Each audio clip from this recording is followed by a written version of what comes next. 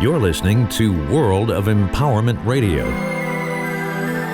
your station for practical spirituality in a changing world.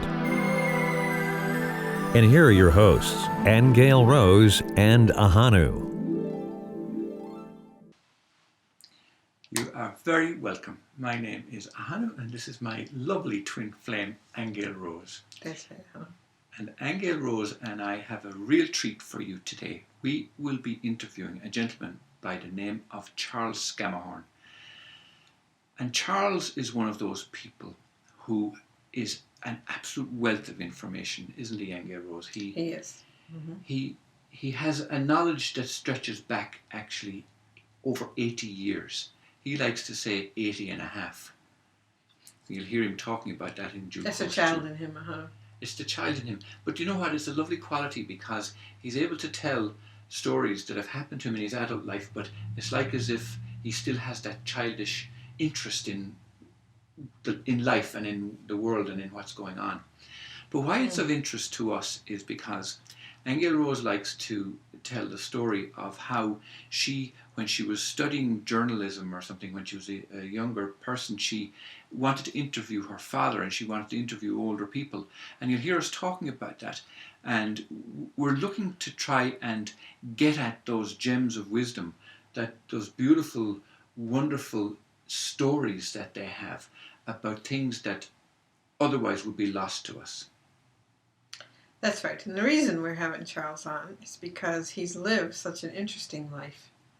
And he was around when they were creating the first atomic bomb. In fact, he lived, he could actually see the facility across a field from where he lived. His house was the closest to that manufacturing plant. That's right. Yeah, where they were developing it. And not only that, but didn't he go on to meet the developer of the atomic bomb, Robert Oppenheimer? And he tells us that story, and the story also of how he met Eleanor Roosevelt. Yeah, why we thought this was important is because it brings up so many questions. Number one, about nuclear energy and nuclear bombs and the way that we seek to destroy one another. And it's very rare that you find someone who was there firsthand and That's witnessed the invention of it, actually. And he was asked to carry one in his fighter jet. Right, he went on to bomber, yeah. He went on to join the Navy, and he was a fighter pilot. The Air Force. Air Force. Yeah. And he was asked to carry one of these nuclear missiles on board his plane, and he refused. But we won't tell him the whole story. So this will be a 2 or 3 part series. And so we want you to know that we are leading up to a very spiritual and metaphysical discussion at the end about our world today and how we use energy. And indeed, Charles himself has, is really a very gentle man, isn't he? A very spiritual man. And how somebody could have the courage to refuse to carry the bomb while he was in the service. And the interesting thing about that is that there is a whole other side of society that would look upon that as cowardice and not what do they call it? Being loyal. Being a traitor to his country and so on. Yes, that kind of. Yeah, but his conscience just wouldn't let him. Wouldn't let him kill. But we don't want to tell the whole story. No, but we're letting our listeners know that we are leading. The purpose for interviewing Charles is not only because here is a man in his 80s who was around when the atomic bomb was made. He met the maker. He was around when the bomb was dropped. He's seen the destruction, and he is very interested in solutions to humanity in this time period, which we all are. Yeah. So this segment is going to bring up many questions about our survival, about how we use energy, and so lots of other spiritual conversations that we're going to have around this when we interview Charles again, which so this will be in parts, like I said. Mm-hmm. So the segmentation of those parts is important because, and you'll find that in this section we're really just laying the groundwork, we're setting the stage, and then in the next part we move into those grueling questions about how do we deal with it, how do we cope with it, and then the final part will be the the whole metaphysical, spiritual aspect of the whole thing. That's right. Yeah. So stay with us. Stay with us. And don't Absolutely. turn off your radio because you don't want to hear about the bomb. Keep listening because we're leading somewhere very important. See you shortly. You are all very, very welcome. My name is Ahonu, and with me is Aingeal Rose and our good friend Charles Scamahorn. Now, we're going to come to Charles Scamahorn in a few minutes because we have got such a mine of information to extract out of him. We've had the benefit of having some of that information already, but we're going to leave you wait for a few minutes. First of all, I want to talk to Aingeal Rose about something she did when she was very, very young. And what she did was she actually had this desire to interview older people. Now, I don't want to be disrespectful here, and I want to put this in context. Right? Especially because now I'm old, huh? Well, so am I. Well, but here's the thing, though. You recognised, didn't you, Aingeal Rose, that you wanted to somehow record or get stories from people who were older, much older than you at the time, because I think you were just a student, weren't you? No. This is Tell only us a the few story. years ago in Ireland, Hannah, when your mother was in daycare. No, I'm talking about going back when you wanted to interview your father. Oh, that's right. Yeah. Tell us Well, that. you know, yes, I had realized that I was in my 20s, and I never knew my dad. Not really. I mean, I never knew his history. Right. You know, only him as my dad. Mm-hmm. So I interviewed him. I was actually taking a college course on article writing. Right. And I found out that he was in 2 of the armed forces at the same time, the Navy and the Army. And he was a map maker. He was the one who mapped out the places that ended up being targets. Wow. And he also got some sort of an award for making the best beer and whiskey. Okay. So here we are. So here we are. We're going to come full circle with this because we're going to be talking about the Army and the Navy. We are. We're going to be talking about targeting bombs. And we're also going to be talking about getting this information from people that otherwise might be lost. And this is what you wanted to do, wasn't it? Well, I did. And then it's resurfaced again, like I said, when we were in Ireland a few years back. Mm-hmm. And your mother was in daycare during the day. And you and I went in there to visit her.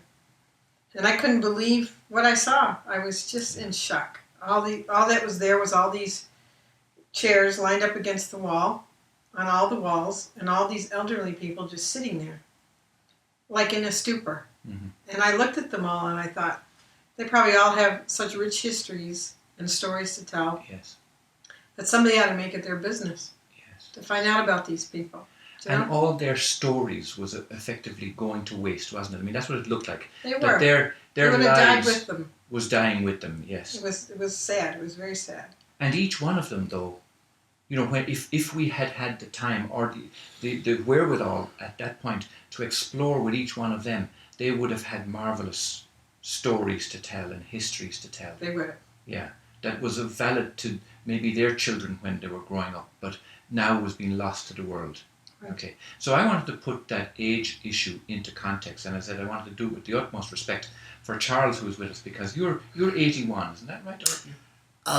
80 and a half and 22 days. You count the days, much like a child might, yeah? Well, exactly. When I was about 4 and a half, I used to say, you know, I'm 3 going on 4, and my grandfather said April 1st is your half birthday, so after April 1st you can say I'm going on 4. No. Right. So ever since then, come April 1st, I up it. You're going on. So I'm 80 years old by most people's standards, but I'm 80 and a half. Yeah. Plus April 1st, plus whatever we got now. Here's the thing. Being 80 means you were born in 1935. Yes, October. Now, 1935 to most people alive today, you know, most people alive today see 85 as being way back there. They've no recollection of that time period. Yeah. You know, you were coming out of the Depression. Your parents certainly lived through it. Oh, yes. I remember Yeah. the first day of the war. And and this was I was going to say, so you were facing into a world war as a young man. And this is something that is beyond the memory of most people alive today. Yeah. So this is why I wanted to talk to you, Charles, because you have got some experiences that most people have never had. And we want to try and pull on those today and have you talk about them. Because it's only somebody of your age who would know about them. You were there, you have first-hand experience of them. Yes. Yeah. So what I want you to do is, here's what I want to do first, if you don't mind. Yeah.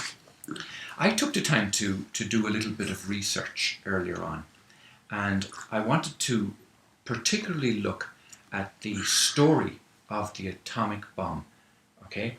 And let this put things in context for what you have to say, because I believe it's very valuable for our listeners. So just give me a moment. Let me get my glasses, because as a function of old age, I find myself having to use glasses, and Charles here doesn't have to use glasses at all. I'm a lot more intimate with the atomic bomb than you probably realize. I know. Okay. I know, and that's why I'm actually setting the stage for this. Okay. So the story, as far as we're concerned, about the atomic bomb started around the beginning of the 1900s, when physicists began to publish papers about radioactivity. They were interested in the behavior of alpha particles and the properties of various materials when irradiated. And many of these scientists were well known, such as Ernest Rutherford, Niels Bohr of Denmark, Pierre and Marie Curie of France, and Albert Einstein of Germany. By the early 1900s, these physicists were studying the atom and the scattering of alpha particles. In 1908, Rutherford demonstrated that the alpha particle was an atom of helium. In 1911, he announced that the nucleus of the atom was a minute, concentrated mass surrounded by orbiting electrons. And by the 1930s, the nuclear scientists were already trying to split the atom of uranium with a neutron. At the same time, anti-Semitism was rising in Germany and Russia. Hitler was Chancellor of Germany in 1933, and the Nazis began persecuting the German Jews and abolished their civil rights. German Jewish scientists began to emigrate, mostly to the United States. These same immigrants included Einstein, von Neumann, and many others, and they continued their nuclear research in the United States and in Britain.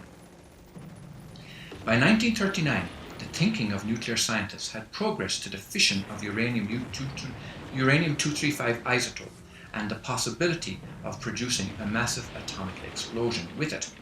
Meantime, German intelligence was concerned over the direction of nuclear research in the US and in Britain, and they set about their own nuclear program. In the summer of 1939, US physicists, including Einstein, became alarmed by the possibility of Germany successfully developing an atomic bomb and sent a letter to warn President Roosevelt. Okay. Describing the new powerful bombs, the letter went on to recommend that the US government speed up its nuclear experiments.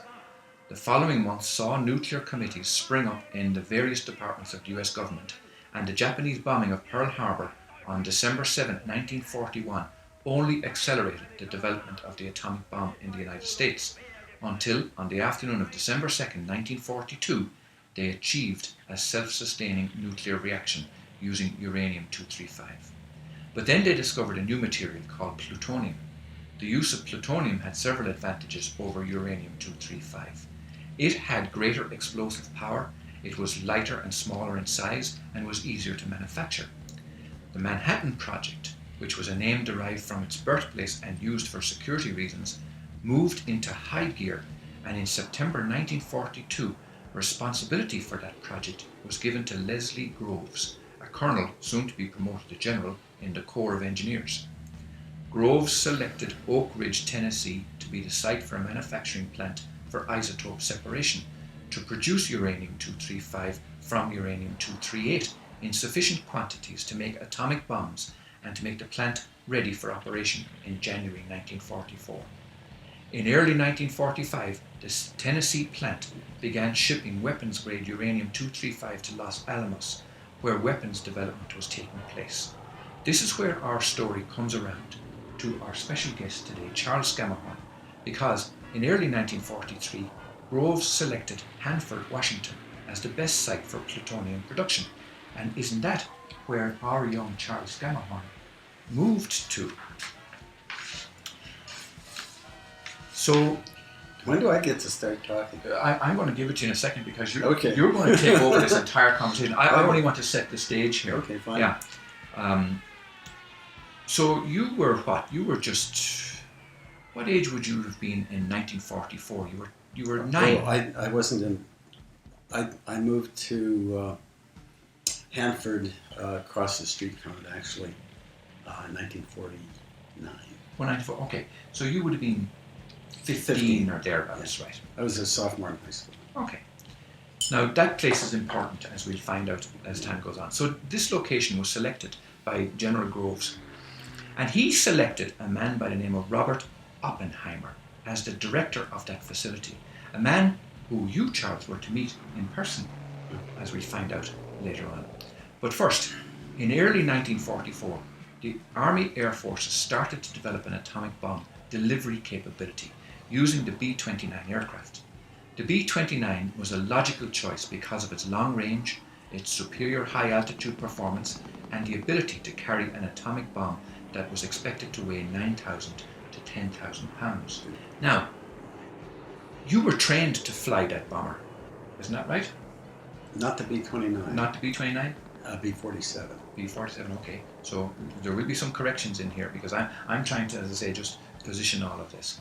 So in March of 1944, dummy atomic bombs began being dropped by B-29s at Muroc Army Air Force Base in California to test all the bomb bay dropping mechanisms. In August of that year, 17 B-29s were modified from the lessons that were learned in California. That same month, a special group began training to deliver the first atomic bombs. And you, Charles, are one of the people who are still alive who can tell us about that. Now, meantime though, President Roosevelt died on April 12, 1945, and the new president, Harry Truman, inherited the responsibility for all nuclear weapons decisions. His first decision was whether to drop an atomic bomb on Japan. The Target Committee, composed of Groves' deputy, scientists and others, met in Washington in April 1945 to select cities, and it was here that they chose 17 cities in a list that included Hiroshima and Nagasaki. The next step in development of a weapon was to conduct a live test of a nuclear detonation. The site was to be on the Alamogordo bombing range, 200 miles south of Los Alamos.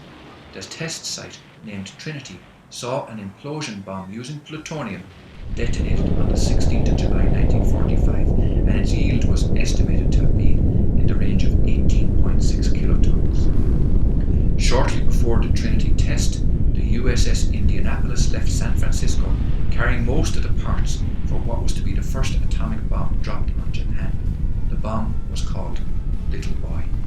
Its destination was Japan, and components of another bomb, an implosion weapon called Fat Man, intended to be dropped on a second Japanese city that was also readied for action.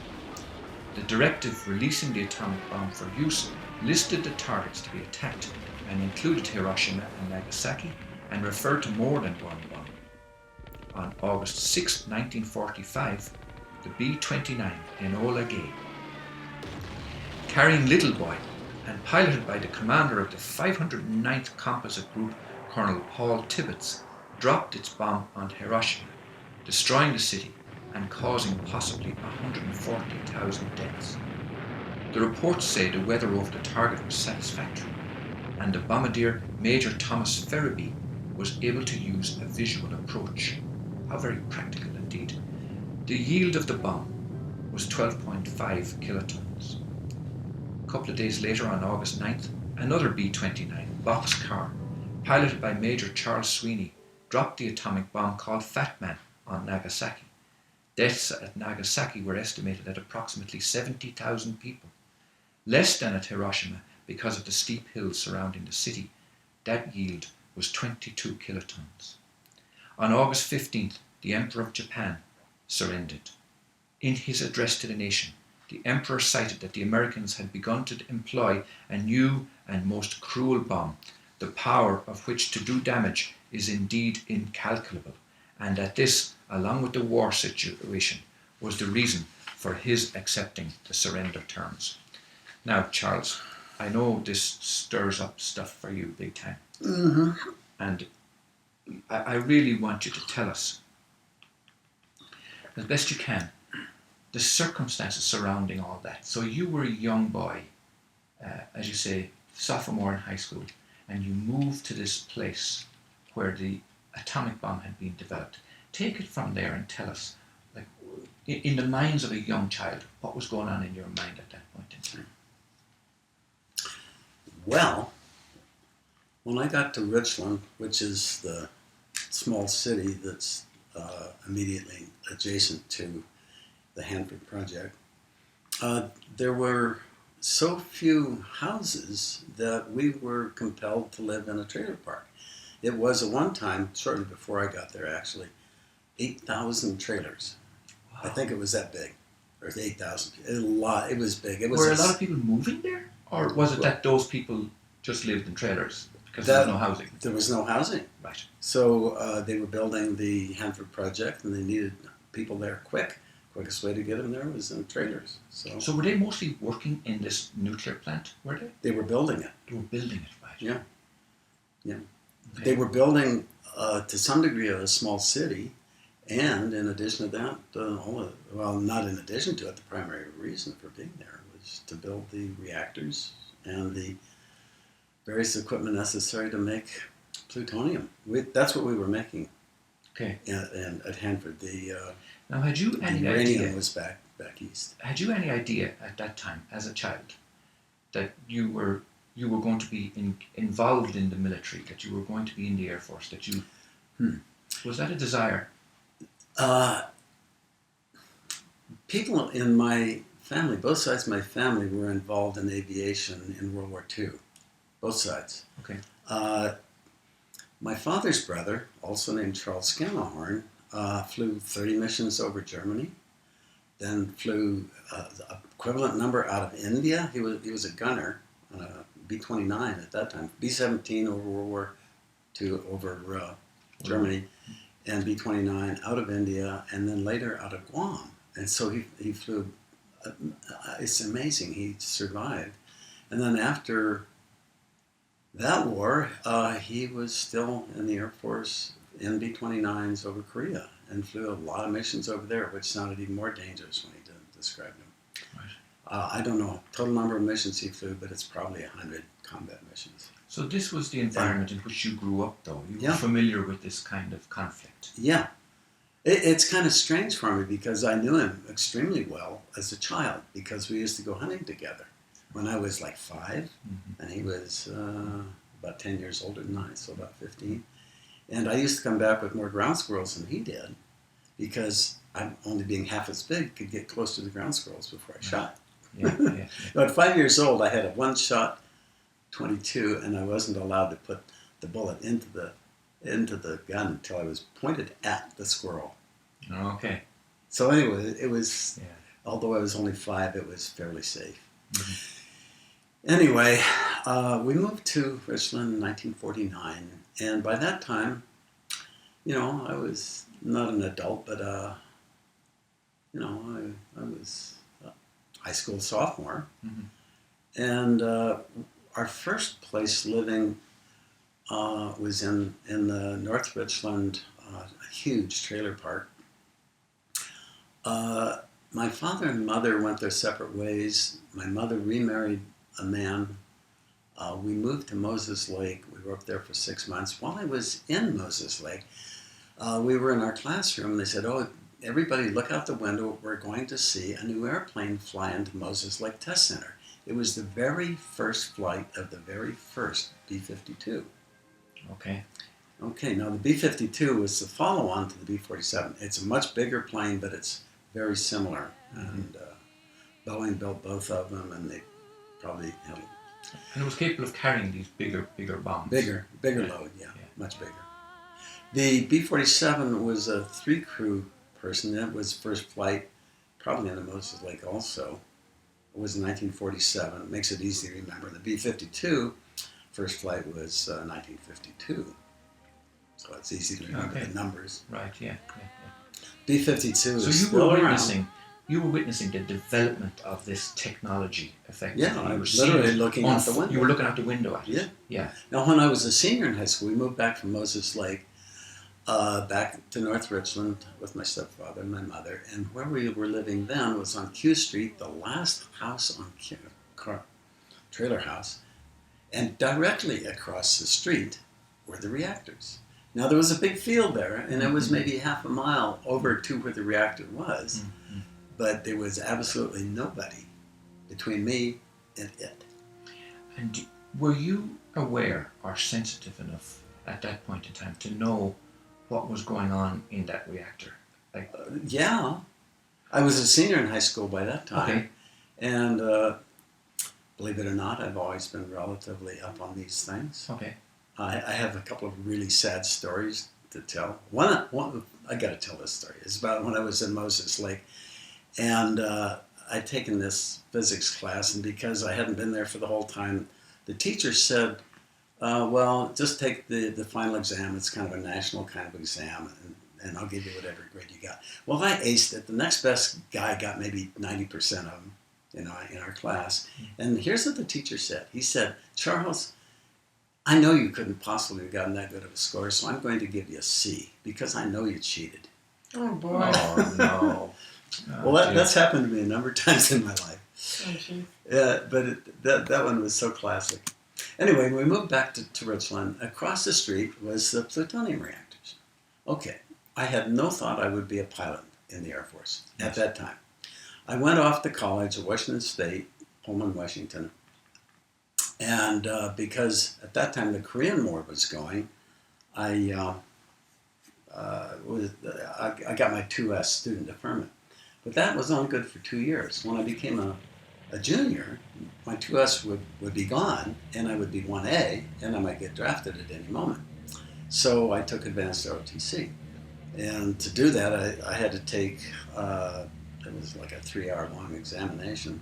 Unbeknownst to me, I did quite well on it. Anyway, so then I was in advanced ROTC and was on track to become a pilot in the Air Force by that time.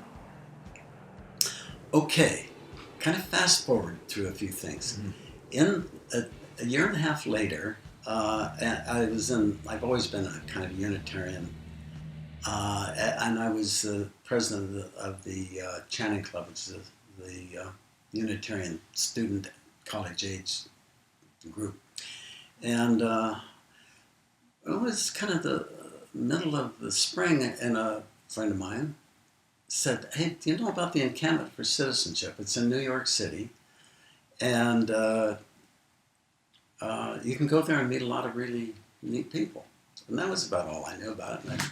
So I went off to New York City that summer, and it was a group of about 80 kids, stayed in the Fieldstone School. Turned out that's where Oppenheimer had gone to high school, so he was kind of a supporter of that whole group.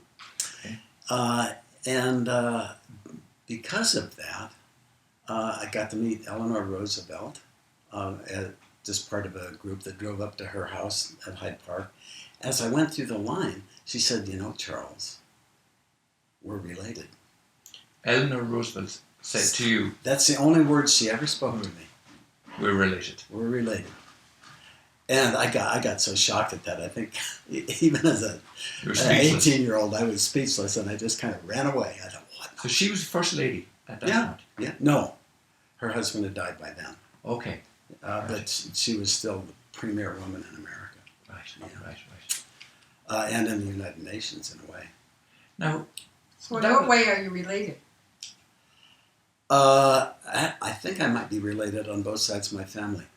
But on the Scamahorn side,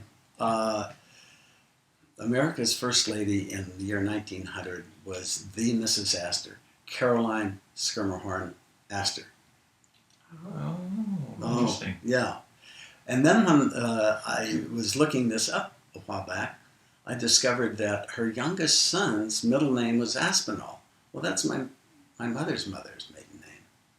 Jeez. Gosh, okay. And I know that she never told me any of this, but I know that she had some kind of special thing going on there, because there was always a mystery about that. Mm-hmm. So Aingeal Rose is very proud of the fact that some people in her father's line or her mother's line, or have some royal, European royals. Your mother's side, yeah. I wish I knew you were going to ask me. I could have told you the exact person. Yes. But interestingly enough too, though, isn't it the case that during the 20s and 30s and 40s, this time when you were coming in to the awareness of what was going on in the world in general, Mussolini's Italy, your father's side of the family had emigrated to the United States as well. So they weren't in the front line of the development of the atomic bomb, but nonetheless, that was a huge deterrent in Europe at the time. So it's relevant to a lot of our families today, even though we don't know the intimacy of it like you do. Well, because I went to high school where I did, some of my friends had famous names, that you would know. Anyway, kind of as it turned out, because I was there in New York, and one of the guys, I had mentioned that I was upset with Oppenheimer being denied the right to speak at the University of Washington, Seattle, our sister campus, because the president of the university at the last minute said, he might be a communist and we don't want him corrupting our youth. Okay, this was the big commie scare that was going on at the time. Yes. Right. So I think he was practically in transit and denied the right to speak there. Oh. Okay. Now, just tell us, for our listeners, give us a little background on Oppenheimer. Like, why was he so important? Well, Oppenheimer was the guy that was actually in charge of the physicists, the chemistry, all the rest of the ongoing stuff. You mentioned General Groves quite a few times. He was the guy in overall charge of it, but he didn't know much about physics. He didn't know much about how to make an Oppenheimer atomic was bomb. in charge of the actual physics of the development of the bomb. Yeah, that's right. And so he knew everything. And he was the one who, when the Manhattan Project was authorized by Roosevelt on December 7th, by the way. Good for you, yes. Actually, it was a few hours before the bombs fell, though that's not general knowledge. But anyway, how do I... So a guy came up to me and said to me, I know you're involved in that thing back in Washington State where Oppenheimer's not allowed to speak, and that you're the president of this Unitarian thing. And would you like to have him come and speak to you? Duh, wouldn't I? Okay. Well, why don't you go talk to him? Mm-hmm. And we'll do that. And well, he lived in Princeton, and I had hitchhiked all the way out from Washington to New York, and I was going to hitchhike all the way back to Washington State, and I had about a week to get back. So it didn't bother me that I took a little detour to go over to Princeton. So you were going to meet this famous Oppenheimer? Yeah. Face to face? Yes. So I'm hitchhiking, and he knows, probably within 12 hours or so when I'm going to show up. And I thought he was going to be out at the Institute for Advanced Studies. So I was hitchhiking out there, and I got a ride. My last ride was in an ice cream cart, Ding, wow. ding, ding, ding. Yeah. Right. Was he stopping every Did he give you an block? ice cream? So no, he wasn't. He drove me right straight to the front. And it's this largest building, but out in a very nice kind of golf course setting. Yeah. It's where all these famous guys would retire to. Like, that's where Einstein would be working, those guys. Anyway, so he let me off there, and I go up and knock on the door, but it was Sunday, and there was nobody there. So I didn't know what to do. I didn't know where Oppenheimer lived, so I knocked on the door, and I stood there. Finally, somebody opened the door, and I recognized the guy. I had no idea who it was to this day. But he had been in Life magazine or someplace like that. And I recognized him. I said, I was supposed to meet Oppenheimer, probably rather pitifully. He says, there's the phone. And he walks off into the murk and closes the door. And here I am in this world-famous building all by myself, phoning Oppenheimer with my last dime, probably. So it was so funny because after I talked to him briefly, found out what his address, I walked out the door, and here comes a Cadillac with a 25-year-old woman driving it. And I held out my thumb, and she picks me up. Now, hitchhikers are not used to getting picked up at good-looking 25-year-old woman in a Cadillac. Okay. And a Cadillac. And she said, where are you going? I said, well, I'm supposed to go over and I go to the address. And she says, well, I think I know where that is. Well, it's Dr. Oppenheimer's house. Oh, I know where he lives. She just drove right straight to it. Wow. So anyway, it was a wonderful experience meeting him because I knocked on the door. His wife answered the door, called him over, and I was in a state of high panic Mm. And it probably went sort of like blah, blah, blah, blah, blah, blah, blah. Right. I don't want to take any of your time. I know you're really important, so I'm just going to really get at what I have. I'm going to get out of here. It was going about like that. Well, let me ask you. Were you in awe of him, in respect of him, or were you? I knew who he was. I knew he was the most famous scientist in the world. No, I know that. But what I meant was, because many people might have looked on him as being, the developer of the atomic bomb, and therefore, wasn't such a good guy. Some people might have felt that way, but not in Richland. In Richland, he was highly number one guy. Right. Okay. Yeah. Although I never saw him in Richland, he probably came there occasionally, but I never encountered him at all. But you were in awe of the man. Absolute. Right. More so than Eleanor Roosevelt, who I just talked to like a week within the previous week. Right. So, yeah. So it's really pretty strange for me. Yeah. So he says, "Well, can I offer you a beer?" I said, "No, I gotta get out." "Well, how about a Coke?" No. "Glass of milk?" No. Did he offer you a scotch? Like what we just got here today? And then he said, "Well, I'll get you a glass of water." I said, "I'll have a Coke." So I step into, it was right there, into a study. And there's a couple of nice looking pictures. So I looked at the one on the left first, and then standing over looking at the one on the right. And he comes back, it's 2 minutes. And I'm still looking at this picture. And he said, "Well, which one do you like the best?"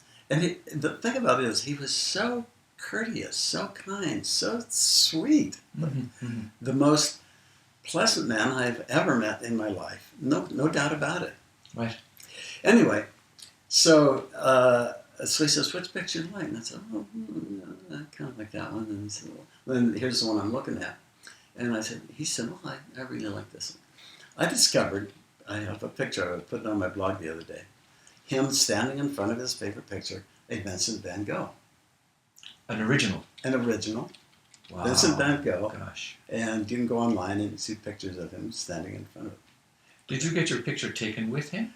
No, I didn't. I was too flustered to do any of that. And after we'd had our conversation, when I was leaving, we went out in his garden. He picked some strawberries for my trip. Gosh. Wow, what an experience. Well, why didn't I keep the strawberries or even the leaves that were around them and put it in my wallet? But I didn't. Stupid me.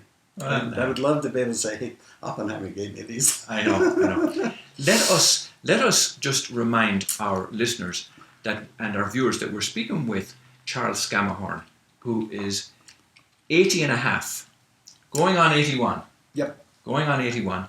And he has first-hand experience of that whole era of the Second World War and the making of the bombs, that enriching the plutonium in his home place in Washington at the time, and is telling us about his experiences.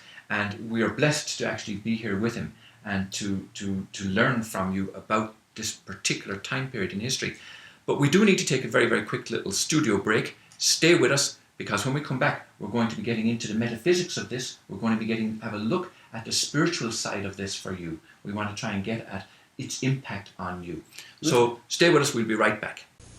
We knew the world would not be the same. Few people laughed. Few people cried. Most people were silent. I remembered the line from the Hindu scripture, the Bhagavad Gita. Vishnu is trying to persuade the prince that he should do his duty, and to impress him takes on his multi-armed form and says, "Now I am become death, the destroyer of worlds." I suppose we all thought that one way or another. So just there you heard Robert Oppenheimer himself saying what he felt after the bomb had been dropped. And you could see the tears in his eyes, and you could see a sense of remorse in the way he was speaking. Very, very powerful 30 seconds of a clip that was. So that brings us to the end of this particular section, and Aingeal Rose, tell us what we can expect when we go into part 2.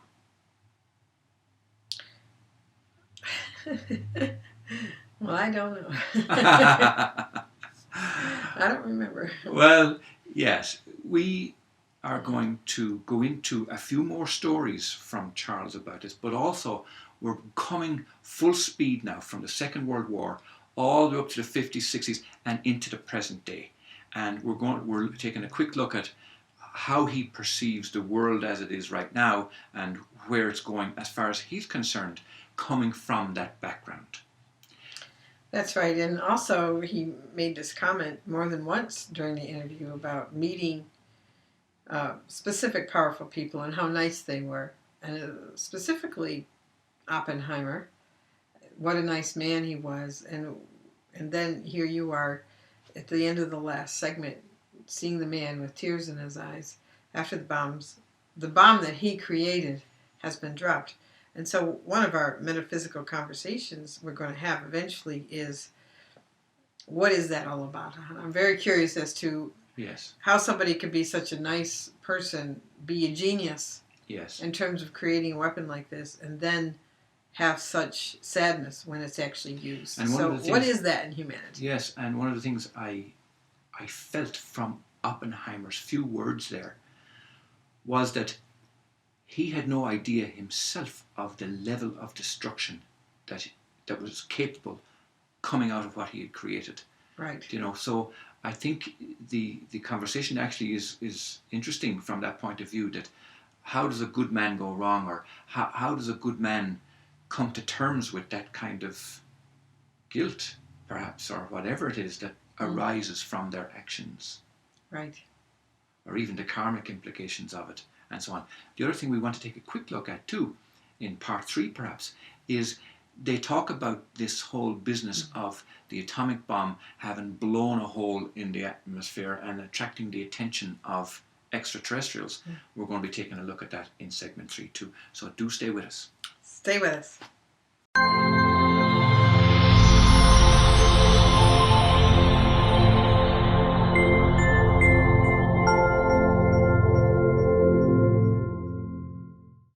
Hi, I'm Aingeal Rose of Grady, and I'm here to talk to you tonight about the work that I've done for the past 20 years, being a reader of the Akashic Records, predominantly. I've evolved to this work through many years of meditation and being taken to other worlds, and found that we all have a library in spirit that contains our soul's journey through all of our lifetimes on this planet and others. Through my work, I enjoy helping other people find their soul purpose, look at their spirit, help them through their challenges, understand their relationships, and guide them to fulfill their highest soul purpose. I've written 2 books on this subject. One's called A Time of Change, and those were predominantly group sessions that we did when people had bigger spiritual questions for the problems in their lives, such as what about the financial collapse? What about 2012? What about healing? What happens when people commit suicide? Things like this that became the basis for group sessions that began in 2009 and continue to this day. The first book, A Time of Change, deals with questions that happened before 2012 and some leading into what would happen after.